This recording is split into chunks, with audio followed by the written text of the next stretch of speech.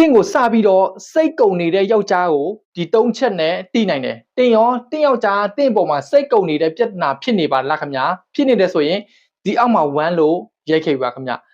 တင်းကိုစပြီးတော့စိတ်ကုန်နေတဲ့ယောက်ျားကိုဒီ၃ချက်နဲ့အလွယ်တကူတိနိုင်ပါတယ်ခင်ဗျာနံပါတ်1ချက်အရင်ကလူမျိုးတင်းကိုအချိန်သိပ်ပြီးတော့မပေးတော့ဘူးသူရဲ့အလုပ်တွေအားနေလဲတင်းကိုအချိန်မပေးတော့ဘူးတင်းကိုဂယုမဆိုင်တော့ဘူးနံပါတ်2ချက်က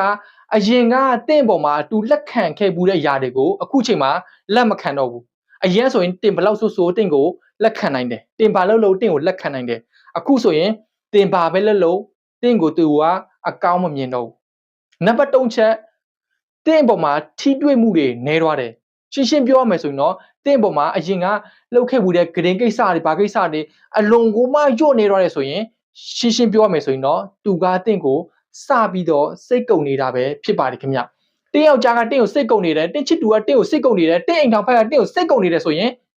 တင်းကိုပြန်ပြီးတော့ချစ်လာစေချင်တယ်ဆိုရင်အဆောင်ကိုအတုံးပြုတ်ပြီးတော့တင်းလိုသူ့ကိုထိချုပ်ထားလို့ရပါတယ်ခင်ဗျ